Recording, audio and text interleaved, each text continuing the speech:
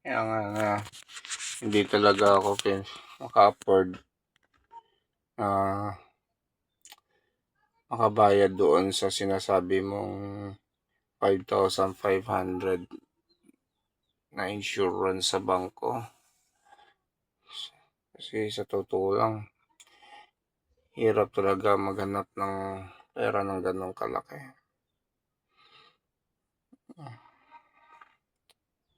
Dito, tingnan mo. Within 24 hours, kikita lamang ako ng 500 pesos. Kasi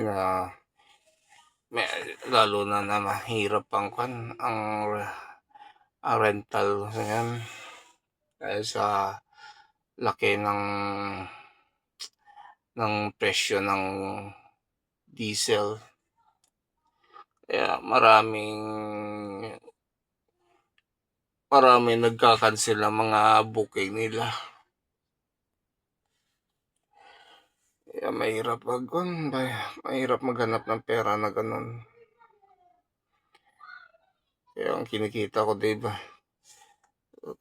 kasyang-kasya lang, tamang-tama lang sa bigas, ulam, 500 pesos. Kung may sobra man, talagang tama-tama lang.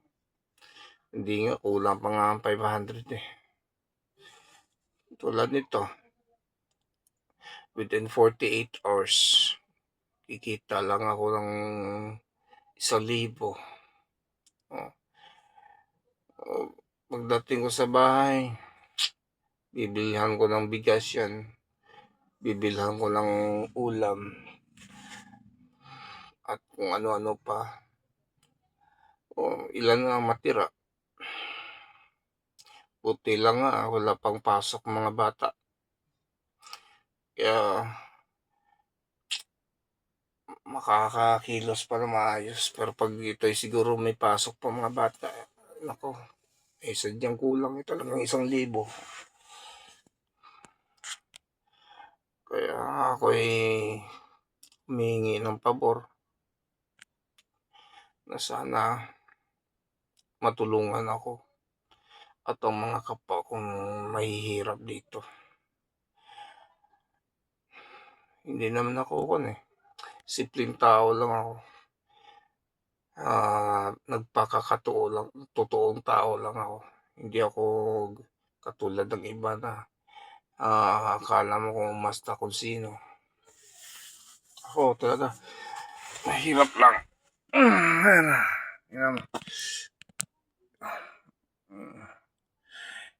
Nagmamaneho ako ng van na hindi sa akin.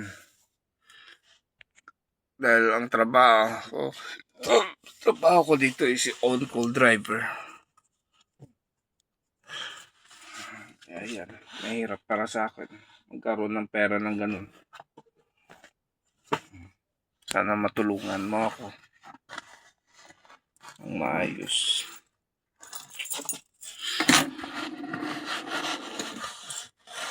Sana matulungan niyo po. At sana hangad ko rin na kayo ay gumaling agad. At sana ay makita kayong personal.